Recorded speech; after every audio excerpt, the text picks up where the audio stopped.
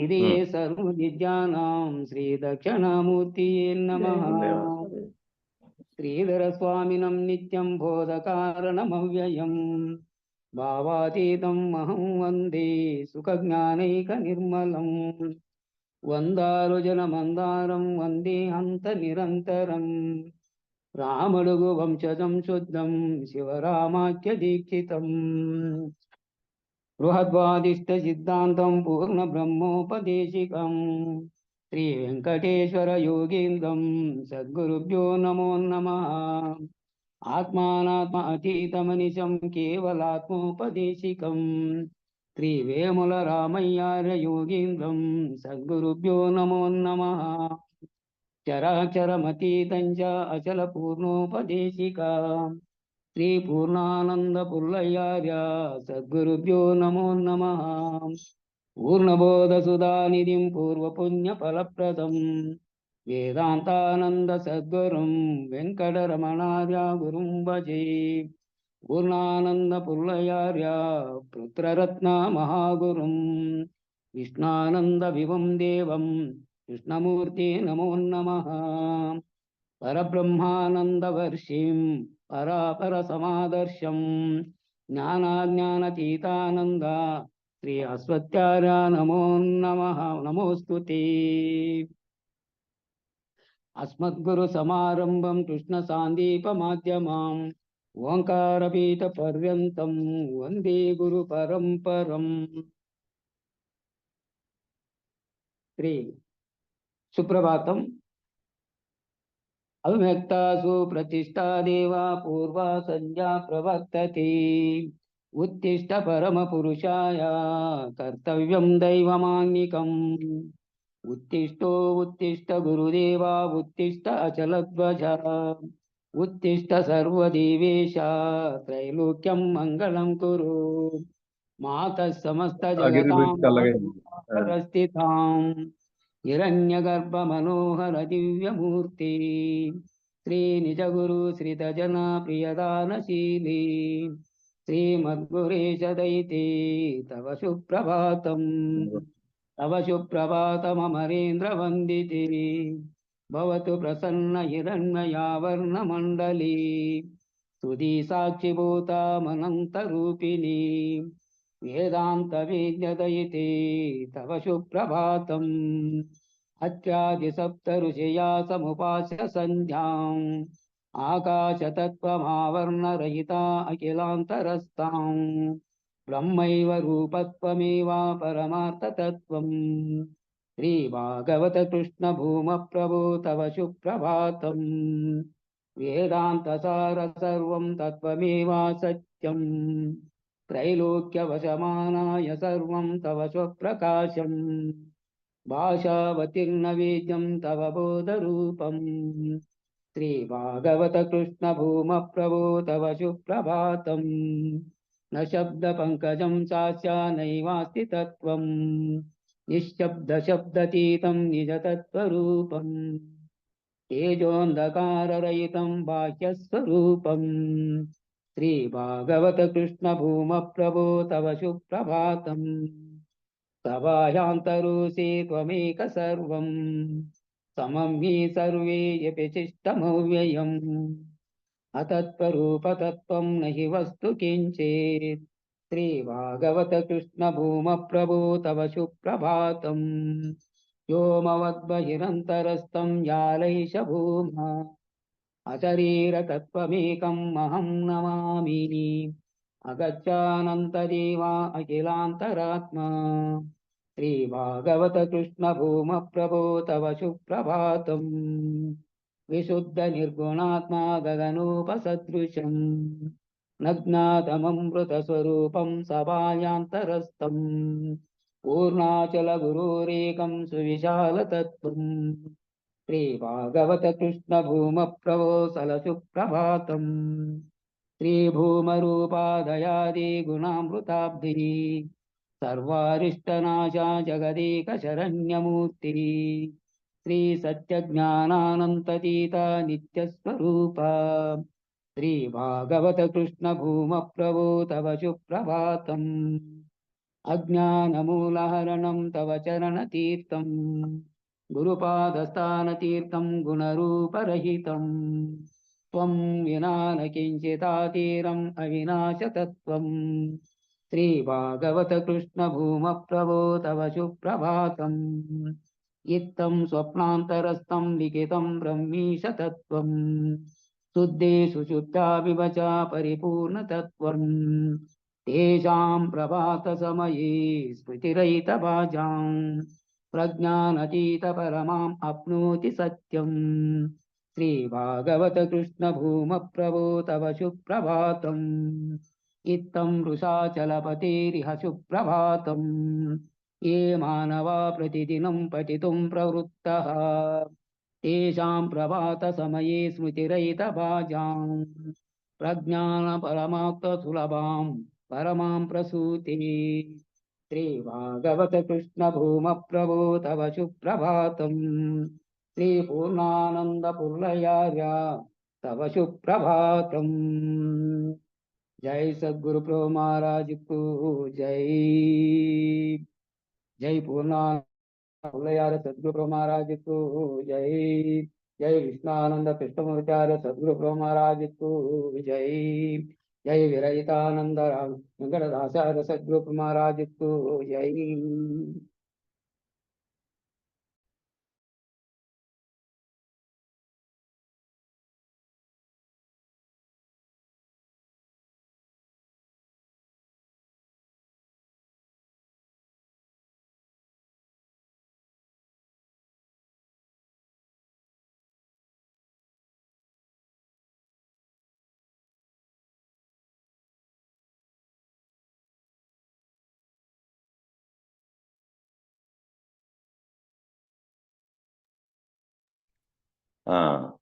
Mute చేసుకున్నావా?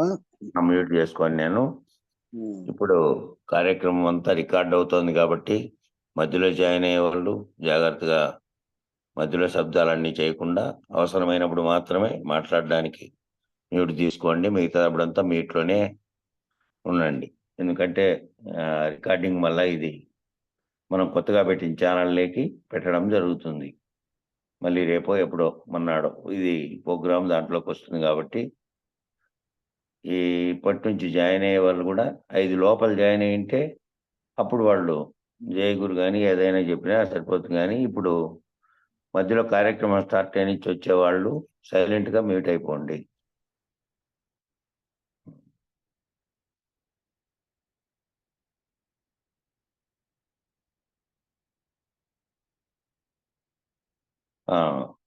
నిన్న అదే ఓంకారం దాని గురించి మాట్లాడుకున్నాం.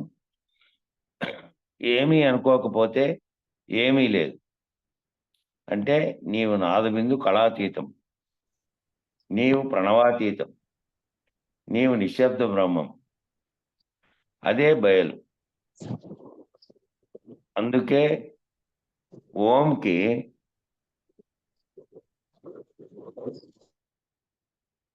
ఓంకి వెనక ఉన్నటువంటి వెంకటదాస్ వచ్చినారా? వెంకటదాస్ రాలే, ఇంకా వచ్చింటే అడ్మిన్ ఒకటి ఇది పోస్ట్ పెట్టింటే వాళ్ళు వచ్చిన వాళ్ళు ఆఫ్ చేసుకుంటున్నారు.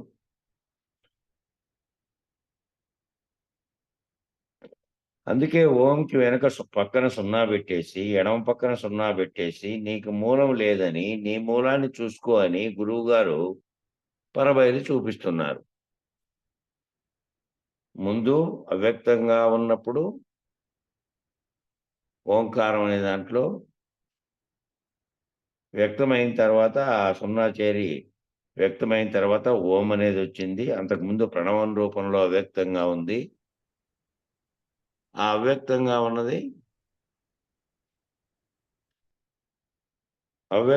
ఉన్నదానికి అప్పుడే ఆ ఎడమ వైపు కూడా ఓ 0 పెట్టి, ఆ ఎడమ వైపు కూడా 0 పెట్టిన తర్వాత అది వ్యక్తం కాకముందు ఏ విధంగా ఉందో ఏమీ లేని స్థితి, దాన్ని సూచిస్తూ ఎడమ పక్కన 0 పెట్టేసి ఏం చెప్తున్నారు గురువు గారంటే నీకు మూలం లేదని నీ మూలాన్ని చూసుకో అని గురువు గారు పరబయలు చూపిస్తున్నారు. గురువాక్యం చేత, గురుమంత్రం చేత నీకు తేటపరిచి, గురువు గారు ఎవరెవరు గురువు వాళ్ళు అక్కడ దీని గురించి అక్కడ స్థిరపరచుకోవాల. ఈ మూలం లేని గుర్తు ఎరిగే నేనే లేనప్పుడు, మూలం లేనటువంటి గుర్తును ఎరిగే నేను ఎవరైతే ఎరుగుతున్నారో, ఎరుగుతున్నటువంటి గుర్తెరిగే నేను, నామరూపాత్మకమైన నేను కాదు. ఎవరు గుర్తెరిగి నేను నేను అని అంటున్నారో ఆ నేను, ఆ మూలం లేని గుర్తెరిగే నేనే లేనప్పుడు నేననే ఎరుక మాయ. ఆ నేనని ఏదంటుందో ఆ ఎరుక, ఏ ఎరుక చేత నువ్వు నేనని అంటున్నావో అది మాయ. కనుక నేను పోవాలి. నేననే మాయ, నేననే ఎరుక చేత ఎప్పుడు అంటున్నావో అది పోవాలి. నా అంతట నేను పోలేను.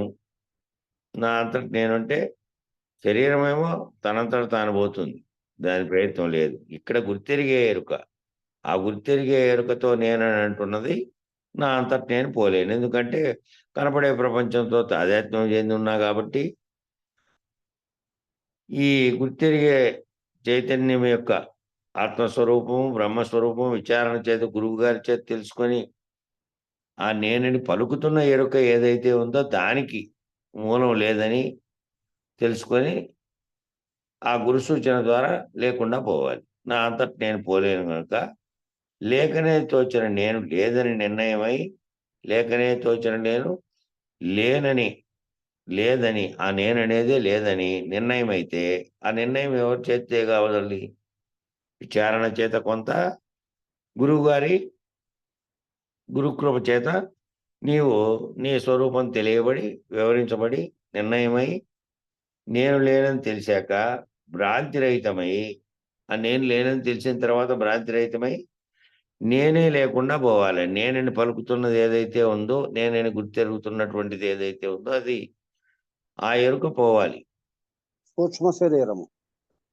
సూక్ష్మ శరీరంగా ఉన్నటువంటిది ఏదైతే సూక్ష్మ శరీరంగా ఉండి అంతటినీ గుర్తెరిగి అంతటినీ విచారణ చేసి ఇప్పుడు చెప్పి మాట్లాడి ఇవన్నీ ఏం చేస్తోంది? ఆ లోపల ఉన్న సూక్ష్మ శరీరపు లోపల ఉన్న జ్ఞాత ఉన్నాడు కాబట్టి ఆ గుర్తెరుగుతున్నటువంటిదే ఈ సర్వమును చేస్తుంది. ఆ గుర్తెరిగే చైతన్యం గనక ఏమీ చెప్పకపోతే ఇది మాట్లాడదు. ఈ జడంగా ఉండే దేహం ఇదంతా విచారణ చేయదు. ఇది చేస్తున్నదంతా ఆ నేనని గుర్తెరుగుతున్నదే. కాబట్టి అది నిర్ణయం చేసిన తర్వాత అట్లా లేకనే తోచన నేను లేదని నిర్ణయమై, నేను లేనని తెలిసాక భ్రాంతి రహితమై నేనే లేకుండా పోవాలి. లేనిదే ఉన్నట్లు తోచింది, లేనిదే లేకుండా పోతుంది. ఆ లేనిదే ఉన్నట్టుగా తోచింది ఆ నేననేది, దానితో అది తాదాత్మ్యం చెందిన జగత్ సర్వము అంతటా కూడా అంతా అప్పుడు వేరువేరుగా లేవు. నువ్వు చూస్తున్న జగత్తు నీకు కారణమైనటువంటి చైతన్యంగా ఉన్నది. ఇక్కడ నీకుగా తీసుకుంటే, సమిష్టిగా తీసుకుంటే ఆ బ్రహ్మం కూడా వ్యక్తం కాకముందు ఆ ఓం అనేది వ్యక్తం కాకుండా అవ్యక్త బ్రహ్మగా, నిశ్శబ్ద బ్రహ్మగానే ఉన్నాడు. శబ్దం అనేది పుట్టకముందు నిశ్శబ్ద బ్రహ్మంలోనే ఈ శబ్దం కలిగింది కాబట్టి, శబ్దం కలగకముందు నిశ్శబ్ద బ్రహ్మగా ఉన్నటువంటి ఓంకారం కూడా లేనటువంటి అప్పుడు బ్రహ్మము అనే చైతన్యము లేదు, సమిష్టి లేదు, వ్యష్టి లేదు. ఈ రెండింటికి కారణమైనది గుర్తెరిగేదే లేదు. ఆ లేనటువంటి స్థితిలోని ఆ లేనటువంటి స్థితి నీకు నిర్ణయమైతే భ్రాంతి రహితమై ఈ లేనిదే ఉన్నట్లు తోచింది, లేనిది లేకుండా పోతుందనే నిర్ణయంతో దేనిలో నుంచి ఇస్తే తిరిగి వస్తే దాంట్లోకి పోతుంది. ఎందులో నుంచి వచ్చిందో అందులోకే లయమైపోతుంది. అది మొదట ఎందులో నుంచి వచ్చిందో మళ్ళీ దాంట్లోకే లయమైపోతుంది. దేంట్లో నుంచి రాలేదు కదా, దేంట్లో ఏమిట్లో నుంచి కూడా రాలేదు. అష్టప్రకృతుల లయం అంటే ఏం చేశాము?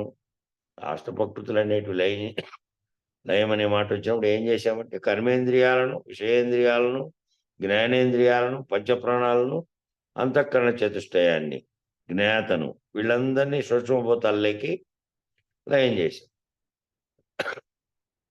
ఇవన్నీ స్థూలంగా ఉండేటివి. సూక్ష్మభూతాలంటే ఈ వీటన్నిటికీ స్వభావ స్థితిలో ఉన్నటువంటి ఏ తన్మాత్రల చేత అయితే మళ్ళీ వ్యక్తమయ్యాయో ఇవి ఆ సూక్ష్మభూతాల్లోకి దీనిని లయం చేశాం. వాటిని మహదంకారంలోను, మహదంకారమును మహత్తులోను, మహత్తును ప్రణవములోను. ఈ ప్రణవం అంటే అవ్యక్తంగా ఉన్నటువంటి ఓంకారం. ప్రణవంలోను దానిని అవ్యక్తంలో లయం చేశాం. ఈ విధంగా లయం చేసుకుంటూ వెళ్ళిన తర్వాత సమిష్టిలో మళ్ళా ఇది లయం, ఈ సూక్ష్మభూత కర్మేంద్రియాలు ఇవన్నీ వెష్టిగా ఉన్నవన్నీ సూక్ష్మభూతాల్లోకి లయం చేసిన తర్వాత ఇవి మళ్ళీ సమిష్టిలో నుంచి ఏర్పడినటువంటి దాంట్లోకి వాటిని మహదంకారాన్ని మహత్తులోను, మహత్తును ప్రణవంలోను, దానిని అవ్యక్తంలోను లయం చేశాం. అవ్యక్తం మళ్ళీ తిరిగి వ్యక్తమవుతుంటే ఆ అవ్యక్తం గనక తిరిగి మళ్ళీ వ్యక్తమయ్యే స్థితి ఉంటుంది కాబట్టి ఇక్కడే పరిపూర్ణ బోధ కావాలి.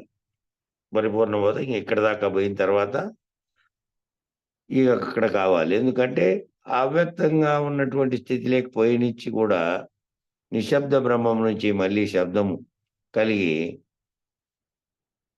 ప్రణవం నుంచి ఓంకారం నుంచి అన్ని సర్వజగత్తు అయినట్టు మళ్ళీ వ్యక్తమయ్యే స్థితి ఉంటుంది కాబట్టి వ్యక్తం కాకుండా ఉండేటువంటి స్థితి నీకు రావాలి. వ్యక్తం కాకుండా ఆ బయలు స్థితిలో నిర్ణయం అయిపోయి మళ్ళీ వ్యక్తం కావడానికి ఏవైతే కారణాలు ఉన్నాయో ఆ సంకల్ప స్థితిలో నుంచి మళ్ళీ రాకుండా నీవు నిర్ణయం అయిపోవాలి.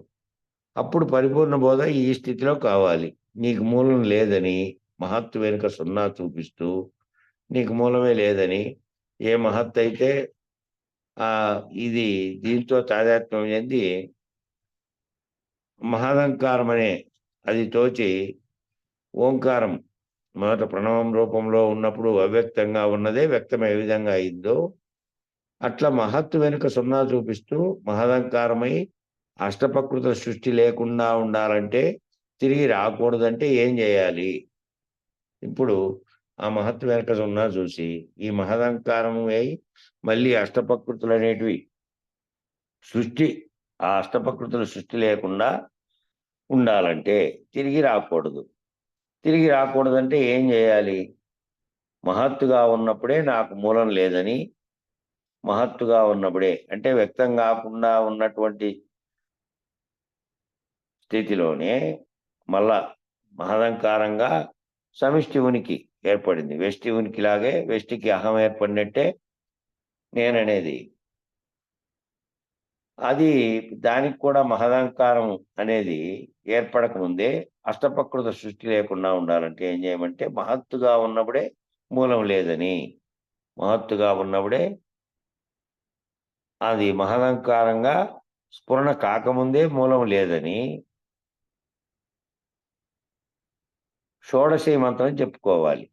మహత్తుగా ఉన్నప్పుడే నాకు మూలం లేదని షోడశీ మంత్రం చెప్పుకోవాలి. మహత్తుగా ఉండే స్థితిలో నుంచి వ్యక్తమైంది కదా సర్వ సృష్టి. ఆ తర్వాత సర్వ సృష్టిలోనూ ఇవన్నీ వచ్చినాయి. ఏకం అనేకం భవతి అనేకమైనటువంటి జీవులుగా అనేకమైనటువంటి ప్రకృతిలో వచ్చినవన్నీ వచ్చినాయి. అప్పుడు ఆ మహత్తుగా ఉన్నప్పుడే నాకు మూలం లేదని షోడశీ మంత్రం చెప్పుకోవాలి. మూలం లేని గుర్తెరిగే శరీరం ఏమీ లేదని ఏదైతే మంత్రం చెప్పారో దాని మంత్రార్థం అక్కడే చెప్పుకోవాలి. సృష్టికి కారణమైన దానికాడే చెప్పుకోవాలి. ఇంకా ప్రత్యేకంగా నువ్వు వేరుగా లేవు, అందులోనే నువ్వు ఉన్నావు కాబట్టి అందులో నుంచినే వ్యక్తమైనదే ఇదంతా కాబట్టి మహత్తుగా ఉన్నప్పుడే మూలం లేదని షోడశీ మంత్రం చెప్పుకోవాలి. అకార ఉకార మకార మాతృకుల సృష్టి అంతా కూడా మిథ్య అని, ఈ మాతృకలన్నీ ఓంకారానికి కారణమైన అకార ఉకార మకార మాతృకుల సృష్టి అంతా మిథ్య అని, ఓంకారం ద్వారా వచ్చిన సృష్టి ఈ ఓంకారం ద్వారా వచ్చిన సృష్టి అంతా కూడా మాయా కల్పితమని, మాయ వ్యక్తం చేయడానికి లేనిది ఉన్నట్లుగా తోచింపజేయడానికి మాయ చేసినదని, లేకనే ఉన్నట్లు తోచినది తెలుసుకోవాలి. ఈ లేకనే ఉన్నట్లు ఏ విధంగా తోచిందో ఎప్పుడైతే వ్యక్తమయ్యేటువంటి స్థితిలో సగుణ బ్రహ్మను ఆశ్రయంగా చేసుకొని లేనిది సృష్టి చేయడానికి బ్రహ్మ కారణమని మాయే ఆరోపించి మాయే లేని సమస్త సృష్టిని కల్పించింది. లేని దాన్నే కల్పించి ఆ కల్పించిన దాంట్లో ఈ అంతటి ఈ ఆకార వికారాలు పొంది తాను నేననే స్ఫురణ జీవునికి కలిగి ఈ ఆకార రూపంలో కనపడుతున్న సకల జగత్తు ప్రకృతిని అంతటినీ నిజమనుకొని దాంతో తాదాత్మ్యం చెంది అవి మళ్ళీ అనుభవాలుగా వాసనలుగా వచ్చి జన్మకు కారణమైనవన్నీ సృష్టించుకున్నటువంటివన్నీ కూడా ఈ అంతా కూడా ఈ అకార అకార మాతృకుల సృష్టి అంతా కూడా కేవలం మిథ్య అని, ఓంకారం ద్వారా వచ్చిన సృష్టి కూడా అంతా మాయా కల్పితమేనని, లేకనే ఉన్నట్టు తోచిందని తెలుసుకోవాలి. మూలంలో ప్రణవం కూడా ఈ రకంగా అభివ్యక్తమవుతుంది. మూలంలో అసలు ప్రణవం అనేది కూడా అంతకుముందు వ్యక్తం కాకుండా ప్రణవం అనేది కూడా లేకనే అభివ్యక్తమైంది కనుక అది కూడా మాయ ద్వారా కల్పితమే. ఓంకారం ఏర్పడక ముందు అవ్యక్తంగా ఉన్న శబ్దమే ప్రణవము, వ్యక్తమైన తర్వాత ఓంకార శబ్దంగా వచ్చింది. అవ్యక్తంగా ఉన్న ప్రణవం కూడా మాయా కల్పితమేను. కాబట్టి విచారిస్తే ఏమీ లేదు అనేది నిర్ణయం. విచారిస్తే ఏమీ లేదనేదే నిర్ణయం ఉండాలి. విచారించిన తర్వాత విచారించి ఏమీ లేదు అనే నిర్ణయం ఉండాలి. విచారణలో పొందినటువంటి తెలుసుకున్నటువంటి ఈ విషయాన్ని మళ్ళీ తాను రహితమయ్యే స్థితిని గురువు గారి ద్వారా తన రహితం తెలుసుకొని విచారణ స్థాయిలో ఫస్ట్ నేను కాదు, ఈ సృష్టికి కారణమైనటువంటి మహత్తుగా అది వ్యక్తం కాకుండా ఉన్నటువంటి స్థితిలోనే దాని ఏర్పడడానికి మూలం లేదని, దాంట్లో మహదంకారము కలిగి ఈ ఓంకారం అనే ప్రణవమే ఓంకారంగా మారి మళ్ళీ సకల సృష్టికి కారణమైంది కూడా కేవలం మాయ చేతనే, అది కూడా మాయా కల్పితమే. సమస్త సృష్టికి కారణమైంది మాయా కల్పితమైనప్పుడు దాంట్లో నుంచి తోచి దాంట్లో నుంచి ఉన్నట్టుగా భ్రమింపజేసి దాంట్లో నుంచి పుట్టినటువంటి ఎరుక చేత ఇవన్నీ చేసి ఈ సకల విచారణకు ఈ విచారణలో మనం పొందుతున్నటువంటి విచారణ ద్వారా ఏం తెలియవాలంటే ఏదైతే ఎరుక వ్యక్తమై సకల సృష్టికి కారణమైండే మహదంకార స్థితిలో ఉన్నదే సమిష్టిలో ఉన్నప్పుడే సమిష్టి లేకపోతే అది వెష్టి లేదు. వెష్టి దాంట్లో నుంచే వచ్చింది. వెష్టి అది ఎరుక లేవు. ఎవరో ఫోన్ చేసి వీళ్ళు ఏం చేయాలి.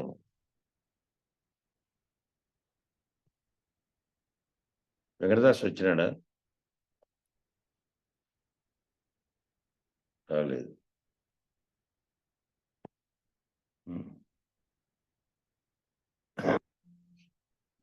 కళ్యాణ వాళ్ళు ఫోన్ చేస్తున్నారు, ఏం చేసి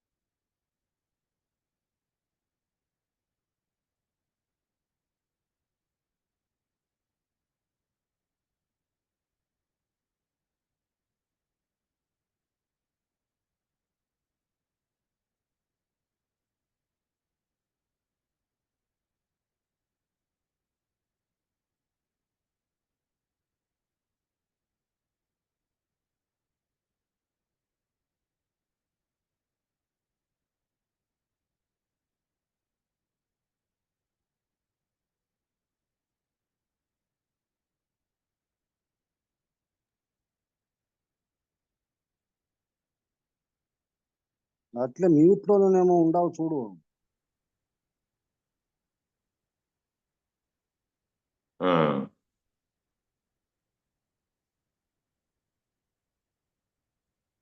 అమ్మ ఫోన్ చేసింది, అందువల్ల ఒక నిమిషం ఇదేంటి అది కాబట్టి విచారిస్తే ఏమీ లేదు అనేది నిర్ణయం. ఏమీ లేదు అనేదే బయలు. ఏమీ లేదు అనేది బయలు. బయలుగా ఏమీ లేనప్పుడు, ఈ సకల సృష్టి లేనప్పుడు స్వతసిద్ధంగా ఎటువంటి రాకడా పోకడా లేనటువంటి బయలుందో, ఈ సకల సృష్టికి కారణమైనటువంటివి ఏవి కూడా పుట్టకముందు ఏదైతే ఎప్పటికీ సృష్టి లేనప్పుడు, సృష్టి ఉన్నప్పుడు, సృష్టి లేని తర్వాత ఏదైతే ఉందో అదే బయలు. ఆ ఏమీ లేదనే నిర్ణయానికి వచ్చిన తర్వాతనే అదే బయలు. ఇక్కడ ఓంకారేశ్వరుని ఓంకారాన్ని ఉపాసనగా చేసి, ప్రణవోపాసన చేసి బ్రహ్మజ్ఞానం పొందుతానంటే పొందవచ్చు. ప్రణవోపాసన, బ్రహ్మోపాసన అనేది చేయవచ్చు, కానీ అది ఎరుక బ్రహ్మమే. ఓంకారేశ్వరుని ఓంకారాన్ని ఉపాసనగా చేసి, ప్రణవోపాసన చేసి బ్రహ్మజ్ఞానం పొందుతానంటే పొందవచ్చు, కానీ ప్రణవోపాసన, బ్రహ్మోపాసన అనేది చేయవచ్చు, కానీ అది ఎరుక బ్రహ్మమే. ఈ ఓం అనే ద్వారా ఓంకారం ఏదైతే సకల సృష్టికి కారణమైందో దాన్ని ఉపాసన చేసి, ఆ ప్రణవాన్ని ఉపాసన చేయడం ద్వారా బ్రహ్మజ్ఞానం పొందుతాను అని అంటే, తాను ఆత్మస్వరూపంగా ఏదైతే అది ప్రణవనాదంతో వ్యక్తమైందో సకల సృష్టి, దాన్ని తెలుసుకొని దానితో బ్రహ్మజ్ఞానం పొందుతానంటే నేను బ్రహ్మస్వరూపుణ్ణే అనే ఆ చైతన్య స్థితిని గుర్తించవచ్చు.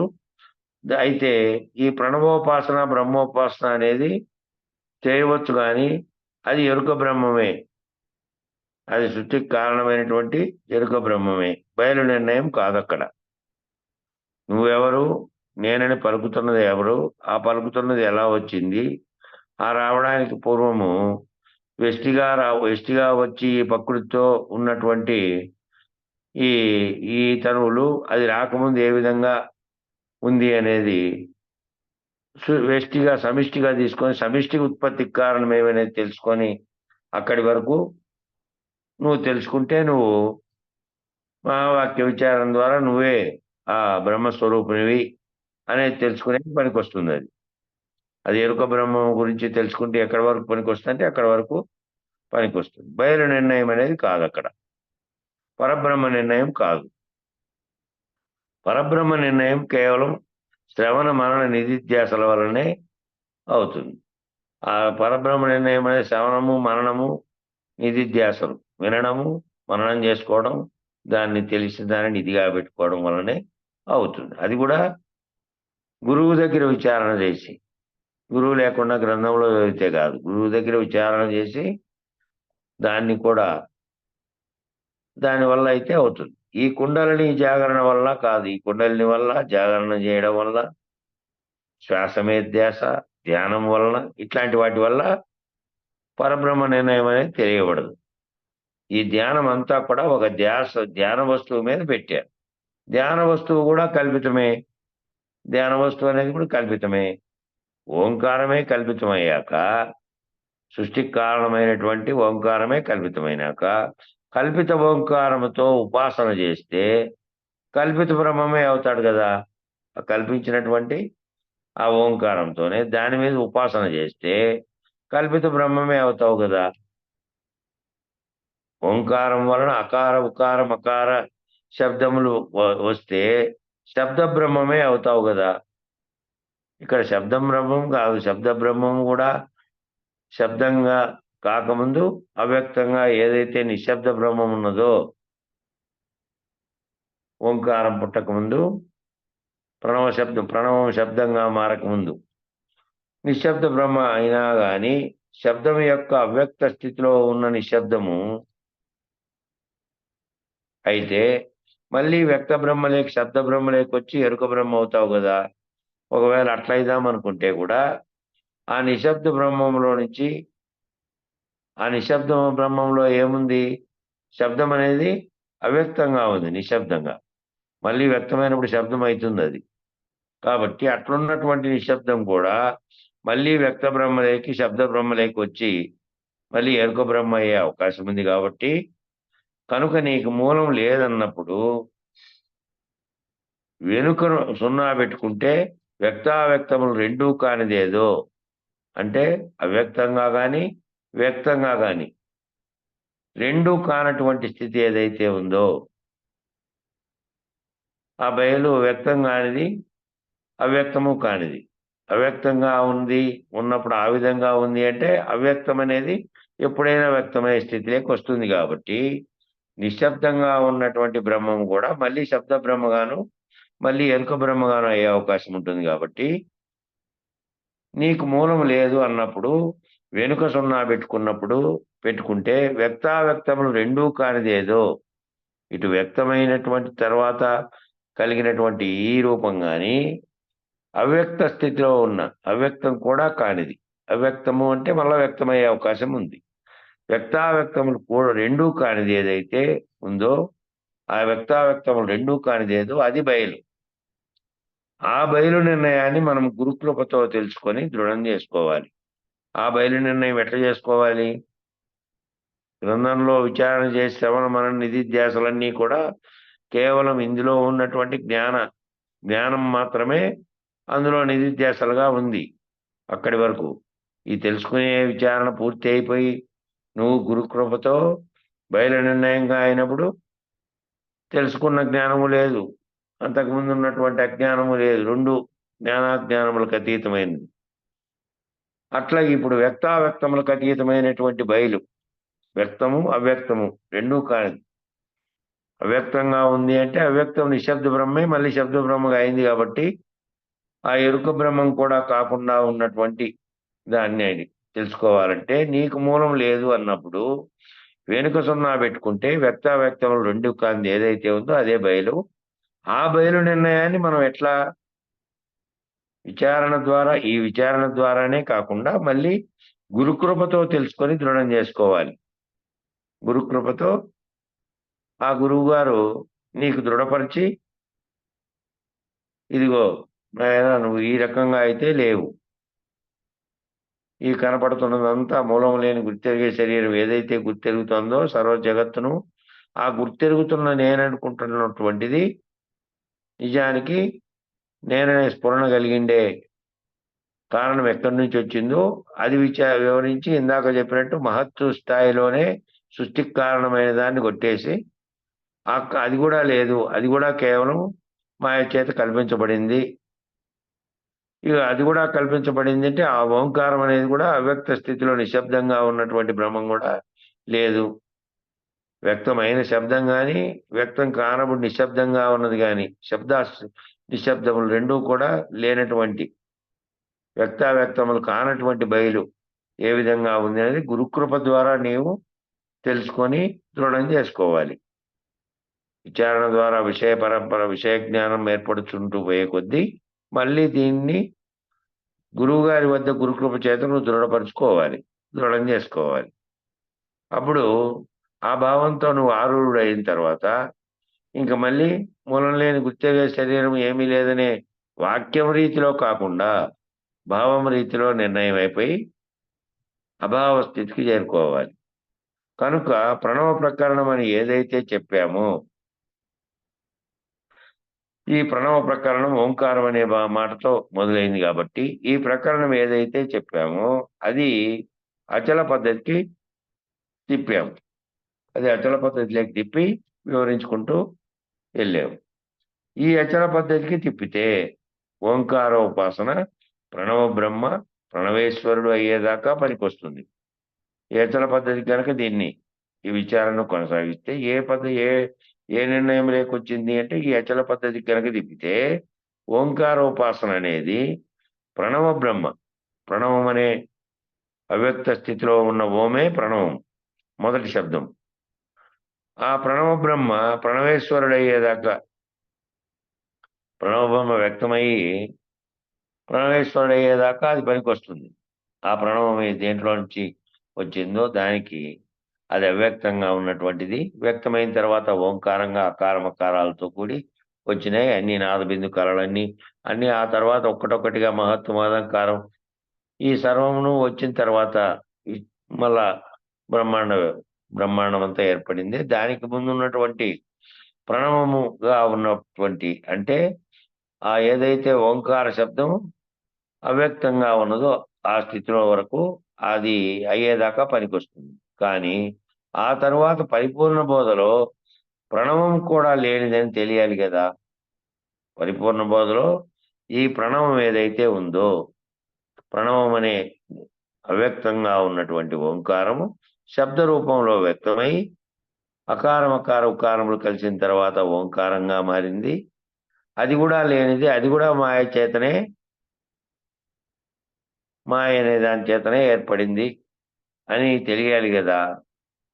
పరిపూర్ణ బోధలో ప్రణవం కూడా లేనిదేనని తెలియాలి కదా ఈ ఓం అనే ప్రణవము. కనుక అమాతృక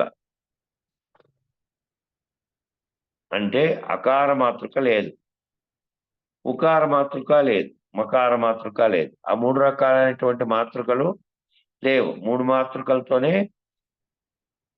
అవ్యక్తంగా ఉన్న ప్రణవ శబ్దం వ్యక్తమై ఓంకారంగా మారింది. అవి 3 లేవు అప్పుడు. తురీయములో ఉన్న అర్ధమాతృక లేదు, ఆ తురీయ స్థితిలో ఉన్నటువంటి ఆ అర్ధమాతృక లేదు. ఓలో ఇవన్నీ ఓలో అనే అక్షరంలో నిన్న వంపులకు అన్నిటికీ చూపించారే, ఆ అర్ధమాతృక కూడా లేదు. తుర్యాతీతమైన అవ్యక్తం, తుర్యాతీతమైనటువంటి అవ్యక్తం లేక ప్రణవము లేదు. తుర్యాతీతమైనటువంటి అవ్యక్తము లేక ప్రణవం అనేది కూడా లేదు. అవ్యక్త స్థితిలో కానీ వ్యక్తమైన స్థితిలో కూడా లేదు. అది తిరిగి వ్యక్తం కాకపోతే, అది గనక తిరిగి వ్యక్తం కాకపోతే, ఏదైతే వ్యక్తమై నిశ్శబ్ద బ్రహ్మం నుండి శబ్ద బ్రహ్మముగా వచ్చిందో అది కూడా వ్యక్తం కాకుండా ఉంటే, తిరిగి వ్యక్తం కాకపోతే అదే బయలు. అదే పరబ్రహ్మ నిర్ణయానికి ఓంకారం అనేది ఒక సోపానం. ఆ పరబ్రహ్మ నిర్ణయం అనేది తెలియడానికి ఓంకారం సోపానంగా ఉంది. ఓమియే మాయాద్వారం, ఆ ఓం అనేది మాయాద్వారం. ఆ ఓం అనే మాయాద్వారం గుండానే ఓం యొక్క అవ్యక్త స్థితే ప్రణవము మాయాద్వారం గుండా వ్యక్తమైంది. కనుక ప్రణవాతీత పరబ్రహ్మము అంటే ప్రణవాతీత పరబ్రహ్మం. ప్రణవంతో శబ్దం ఏర్పడిన తర్వాత వచ్చిన బ్రహ్మము శబ్ద బ్రహ్మమే. ప్రణవాతీత పరబ్రహ్మము అంటే ఇంకా ప్రణవం కూడా లేదు. ప్రణవం అవ్యక్త స్థితిలో ఉన్న శబ్దమే కలగలేదు కాబట్టి ఆ శబ్దాతీతంగా ఉన్నటువంటి బయలే. ఆ పరబ్రహ్మమే, ఆ ప్రణవాతీత పరబ్రహ్మం అంటేనే బయలు. సాధనలన్నీ ప్రణవంతో ఆగిపోయినాయి. అన్ని సాధనలన్నీ ఆ ప్రణవంతో ఆగిపోయినాయి.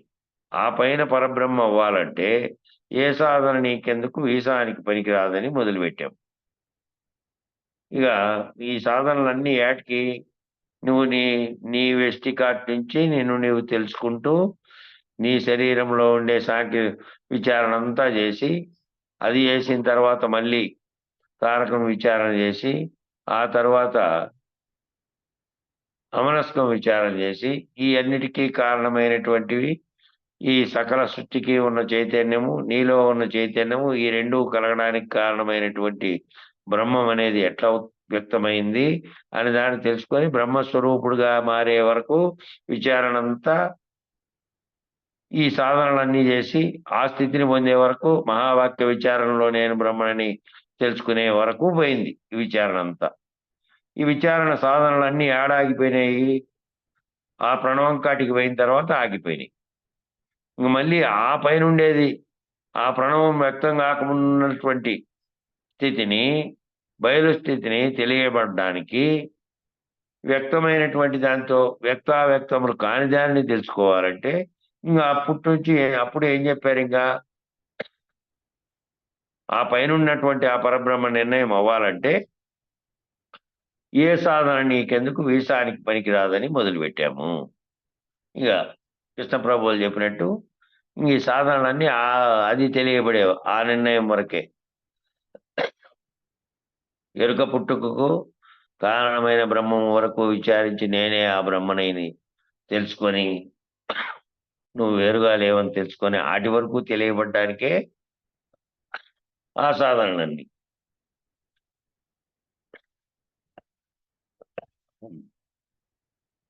ఆ పైన సాధనలన్నీ, ఆ పైన ఆ పరబ్రహ్మ అవ్వాలంటే ఏ సాధన నీకెందుకు పనికిరాదని మొదలుపెట్టామంటే సాధనలన్నీ అటు వరకే పనికొచ్చినాయి. ఇంతవరకు చెప్పిన బోధంతా శబ్ద ప్రమాణంగా జరిగింది. ఇంతవరకు చెప్పిండే ఈ బోధంతా కూడా శబ్దం అనే దాని ప్రమాణంగా జరిగింది.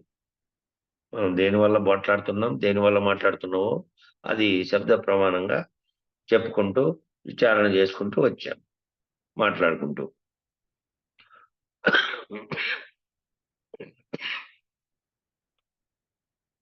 శబ్ద ప్రమాణంగా జరిగినటువంటిది అయితే శబ్ద ప్రమాణమే శృతులు, శృతులే వేదాలు కనుక వేదాలు వేదాంత పద్ధతిలో, శృతి స్మృతి పద్ధతిలో, సాధనా పద్ధతుల్లో చేసిందంతా కూడా ప్రణవం వరకే.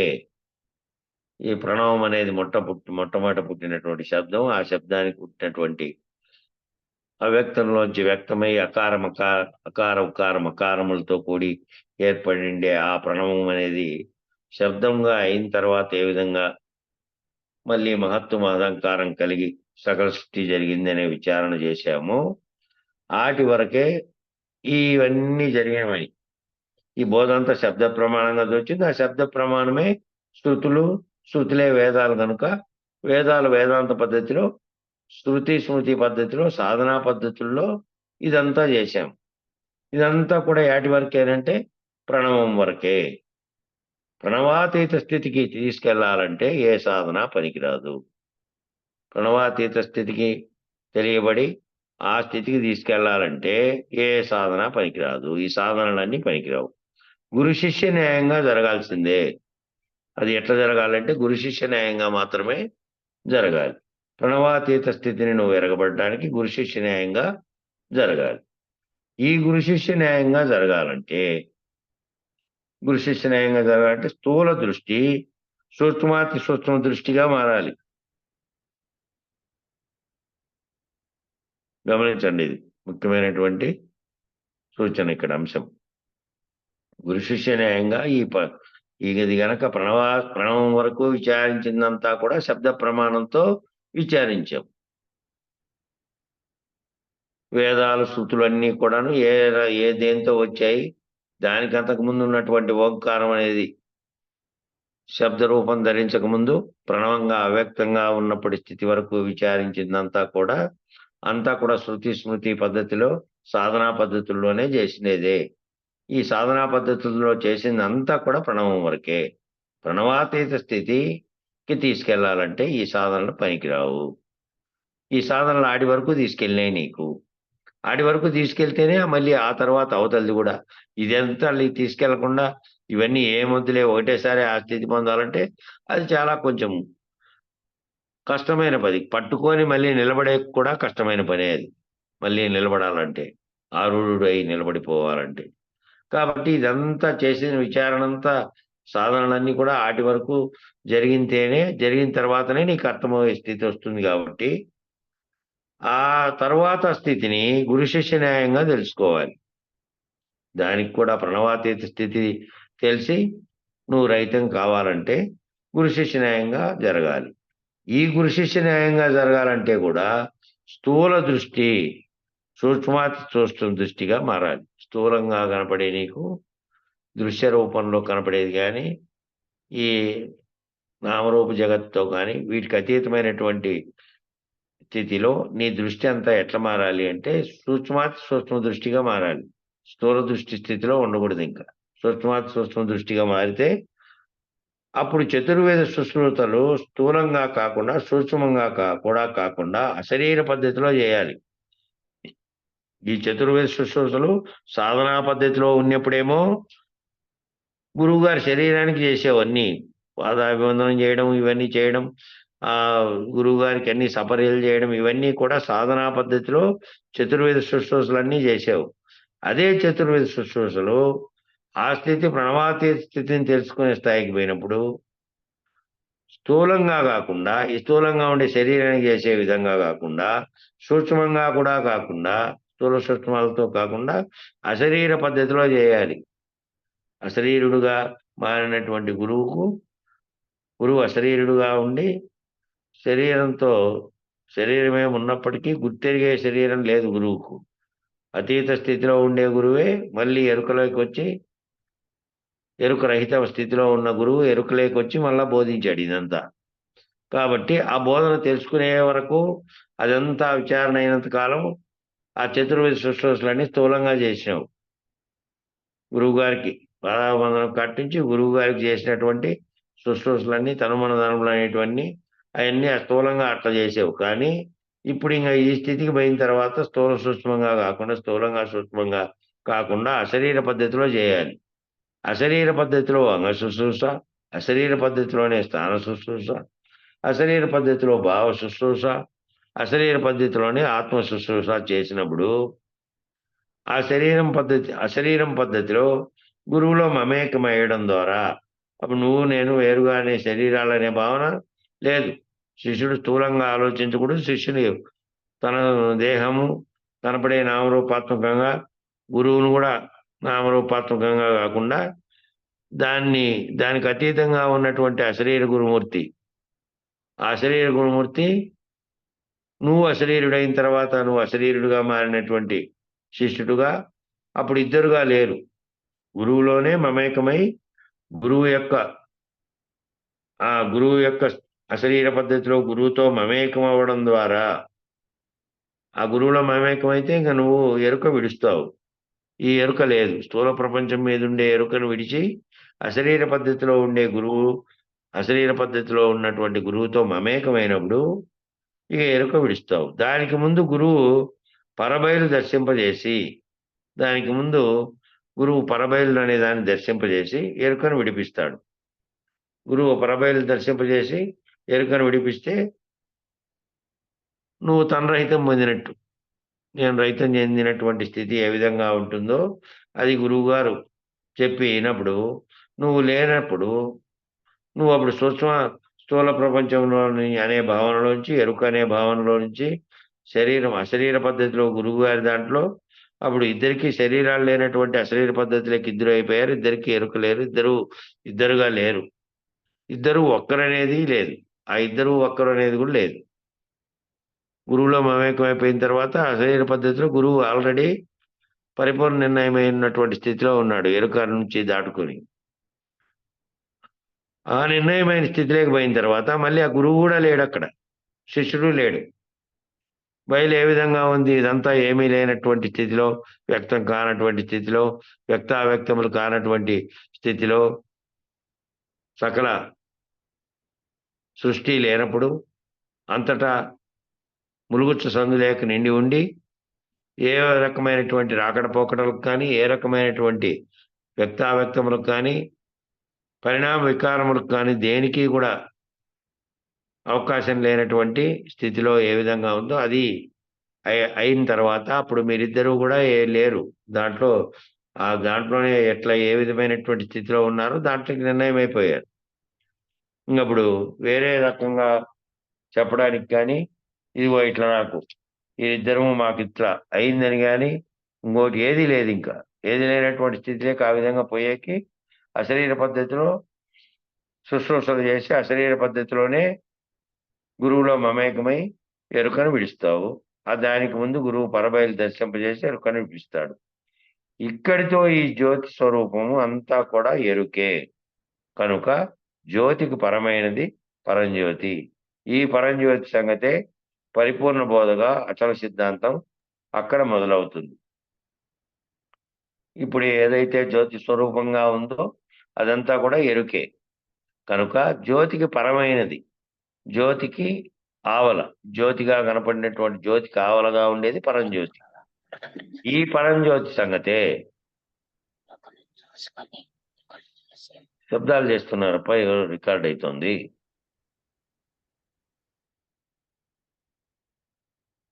ఈ జ్యోతికి పరమైనది పరంజ్యోతి. ఈ పరంజ్యోతి సంగతే పరిపూర్ణ బోధగా అచల సిద్ధాంతం అక్కడ మొదలవుతుంది. ఈ పరంజ్యోతిగా నిర్ణయంగా ఈ జ్యోతికి పరమైనది పరంజ్యోతి అయితే ఇది పరిపూర్ణ బోధగా అచల సిద్ధాంతంగా అక్కడ మొదలైంది. దీన్ని ఏమన్నారంటే వేదాంతాతీత బోధ అంటారు.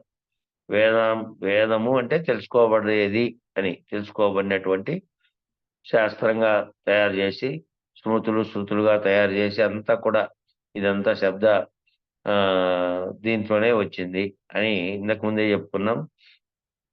అది ఎట్లొచ్చింది అంటే అది ఏ విధంగా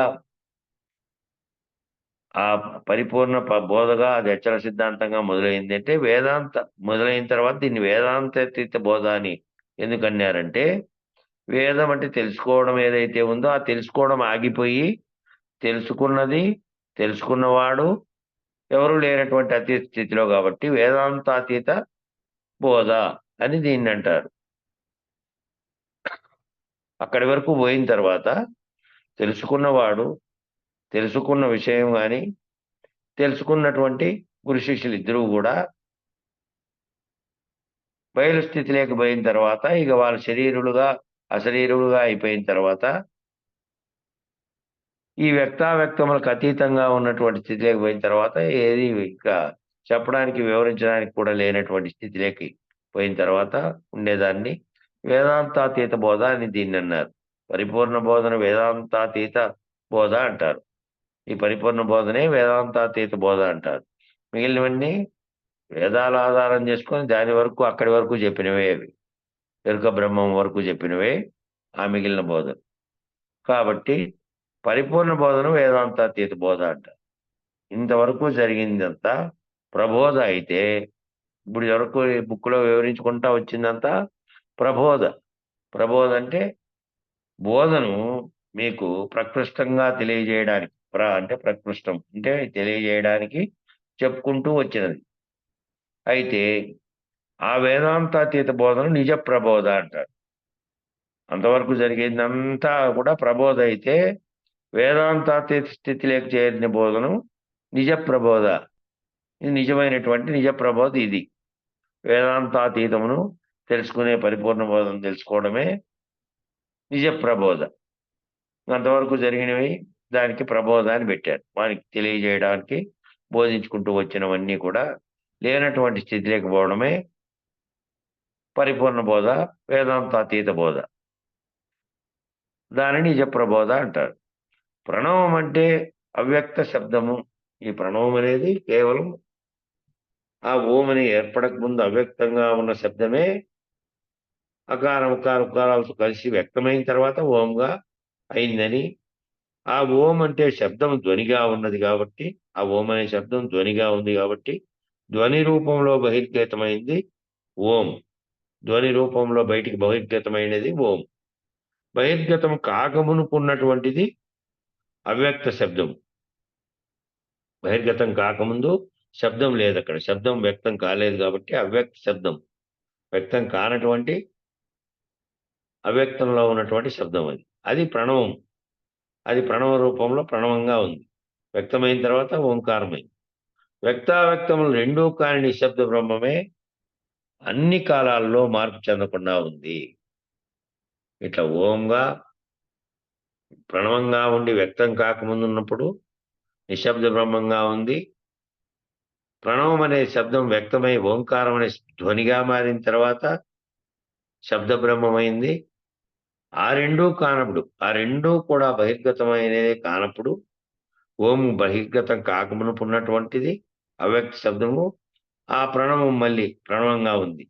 వ్యక్తావ్యక్తములు కాని రెండూ కానటువంటి నిశ్శబ్ద బ్రహ్మమే అన్ని కాలాల్లో మార్పు చెందకుండా ఉంది. ఏ బ్రహ్మం ఉంది అంటే వ్యక్తావ్యక్తములు రెండూ కానటువంటిది. అవ్యక్తంగా ఉన్నప్పుడు కూడా నిశ్శబ్ద బ్రహ్మంగా ఉంది. నిశ్శబ్ద బ్రహ్మం కూడా కాకుండా వ్యక్తావ్యక్తములు రెండూ వ్యక్తం కానటువంటి నిశ్శబ్దము. ఇంకా వ్యక్తావ్యక్తములు కాకుండా రెండూ కానటువంటి నిశ్శబ్ద బ్రహ్మమే అన్ని కాలాల్లో మార్పు చెందకుండా ఉంది. ఏ కాలంలోనూ ఏ రకమైన మార్పు లేదు దానికి. వ్యక్తమయ్యేది లేదు, శబ్దము వచ్చేది లేదు, నిశ్శబ్దంగా మారేది రెండు లేదు. వ్యక్తావ్యక్తములు రెండూ కాకుండా ఏదైతే ఉందో ప్రణవం అనేది కూడా రాకముందు ప్రణవం అనే మార్పు జరిగి మళ్ళీ ఓంకారం అనే నిశ్శబ్ద బ్రహ్మమే శబ్ద బ్రహ్మంగా కూడా మారింది కాబట్టి అది కూడా ఏర్పడక ముందు ఏ విధమైన నిశ్శబ్ద బ్రహ్మం ఉందో అదే అన్ని కాలాల్లో మార్పు చెందకుండా ఉంది. ఏ కాలంలోనూ మార్పు చెందకుండా ఉన్నటువంటి మనం చెప్తున్నటువంటి పరిపూర్ణమైనటువంటి బయలు ఎప్పటికీ కూడా దానికి ఏ రకమైనటువంటి మార్పులు కానీ శబ్దంగా వ్యక్తం కావడం కానీ, నిశ్శబ్దంగా ఉండడం కానీ, అవ్యక్తంగా ఉండడం కానీ, వ్యక్తం కావడం కానీ, పరిణామ వికారములు చెందడం కానీ ఏ రకమైనది లేదు. ఏమీ లేనటువంటి, ఏమీ మార్పు చెందకుండా ఉన్నటువంటి, అన్ని కాలాల్లో స్వతసిద్ధంగా ఉన్నటువంటి స్థితిలో ఉంది. ఆ నిశ్శబ్ద బ్రహ్మే ఉంది. నిశ్శబ్దమందు శబ్దములు ఉత్పన్నమై మళ్ళీ నశిస్తూ ఉంటాయి. నిశ్శబ్దమందే శబ్దములు అనేటివి ఉత్పత్తి అయి మళ్ళీ నశిస్తూ ఉంటాయి. శబ్దం నశించిన వెంటనే నిశ్శబ్దమే కదా, ఎప్పుడూ నిశ్శబ్దమే ఉంది. దాంట్లో మధ్యలో శబ్దములు వ్యక్తమై మళ్ళీ శబ్దములు నశిస్తూ ఉన్నాయి. శబ్దములు సృష్టించబడి లయం చెందుతూ ఉంటాయి. శబ్దములు అనేటివి సృష్టించబడి లయం చెందుతూ ఉంటాయి.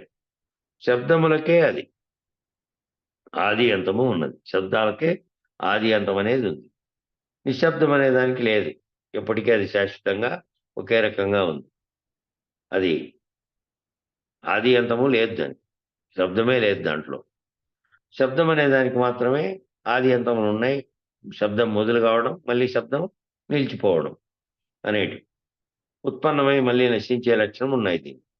శబ్దములు సృష్టించబడి లయం చెందుతూ ఉన్నాయి. శబ్దములకే ఆది అంతం ఉన్నాయి. నిశ్శబ్దం అనేది శాశ్వతము. నిశ్శబ్దం శబ్దంగా మారలేదు. నిశ్శబ్దం అనేది శబ్దంగా మారలేదు.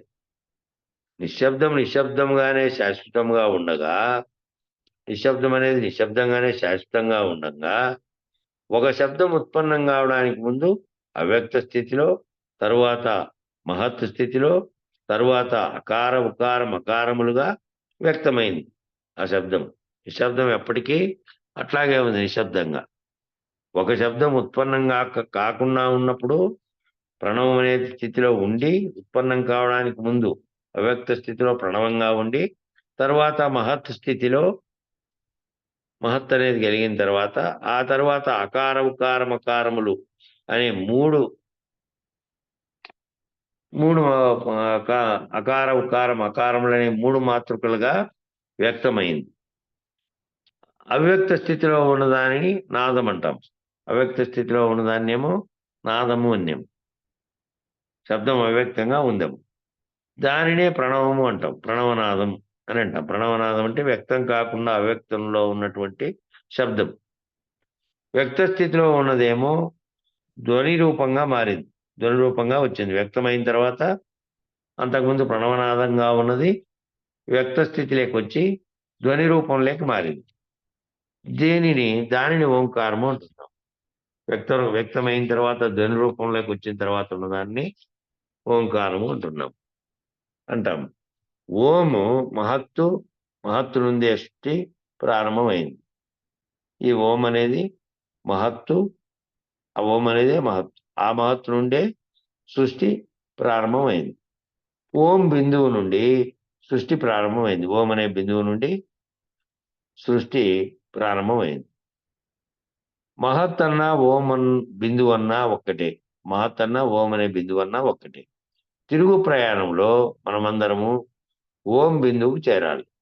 తిరుగు ప్రయాణంలో ఎక్కడికి చేరాలంటే ఎక్కడైతే ఉత్పన్నమైందో ఆ స్థితిలోకి చేరాలి. ఓం నుంచి అవ్యక్తం కావాలి. ఓంకారం నుంచి ప్రణవ స్వరూపం కావాలి. వ్యక్తమైండేటువంటి ఓంకార స్థితిలోకి తెలుసుకొని ఆటికి పోయిన తర్వాత అది అవ్యక్తంగా ఉన్నటువంటి స్థితిలోకి మళ్ళీ వెనక్కి లయం చెందాలి. అవ్యక్తంలో నుంచి ఆ ప్రణవ స్వరూపం అవ్యక్తం కావాలి. మళ్ళీ ఓంకారం నుంచి ప్రణవ స్వరూపం కావాలి. అంటే శబ్దం అవ్యక్తంగా ఉన్నటువంటి స్థితిలోకి వెనక్కి పోవాలి. అక్కడ వెళ్ళిన తర్వాత ఓం ఇది జ్యోతి స్వరూపం. జ్యోతి అంటే ప్రకాశిస్తుంది అని అర్థం. ప్రకాశం అంటే పరమాత్మగా ప్రకాశిస్తుంది. పరమాత్మ ప్రకాశం అది. ఆత్మ ప్రకాశం, బ్రహ్మ ప్రకాశం, పరమాత్మ ప్రకాశం, అది జ్యోతి అంటే. ఇంకో శబ్దంలో తరించాలి అంటే వెన్నుపూసను నిట్టనిలువుగా పెట్టుకొని కుండలిని శక్తిని జాగరణ చేసి సహస్రారమందు ఉన్నటువంటి సహస్రధర స్థానానికి లక్ష్యం పెట్టుకొని తుర్యంలోకి వెళ్ళాలి. అదేమో సాధనా పద్ధతిలో చేసేటువంటి స్థితి. ఆ రూపం ఆ జ్యోతి అని ప్రకాశిస్తుందని చెప్పబడినటువంటి దాన్ని ప్రకాశంగా, ప్రకాశం అంటే పరమాత్మ ప్రకాశంగా, ఆత్మ ప్రకాశంగా, బ్రహ్మ ప్రకాశంగా చెప్పారు. పరమాత్మ ప్రకాశము అది జ్యోతి అంటే అది ఆ జ్యోతి ఇంకో శబ్దంలో తరించాలంటే వేరే విధంగా ఈ విచారణ ఇప్పుడు మనం చేసిన పద్ధతిలో కాకుండా కుండలిని పద్ధతిలో ఆ వెన్నుపూస నిలువుగా పెట్టుకొని కుండలిని శక్తి అనే దాన్ని జాగరణ చేసి సహస్రారం ఉండేటువంటి సహస్రార స్థానానికి లక్ష్యంగా పెట్టుకొని తుర్యంలోకి వెళ్తారు కొందరు. అది వేరే ఇంకో పద్ధతి, యోగ పద్ధతిలో ఉన్నటువంటిది. మనకు సమయం వీటికి సరిపోయింది. ఇంకా ఈరోజు వెంకటదాస్ రాలే, మధ్యలో పెడదామనుకుంటే గొంతులో కొంచెం దగ్గు ఇవి అవి వచ్చినందువల్ల పెడదామనుకుంటే రాలేదు. కాబట్టి మంగళం చెప్పప్ప, ఇక్కడితో ముగిద్దాం. రేపు ఇటు నుంచి పెడదాం, 3 అవస్థలు కట్ నుంచి. వెంకటేశ్వరం గురువే. మంగళం చెప్పప్ప. జై సద్గురు ప్రభు మహారాజుకు జై.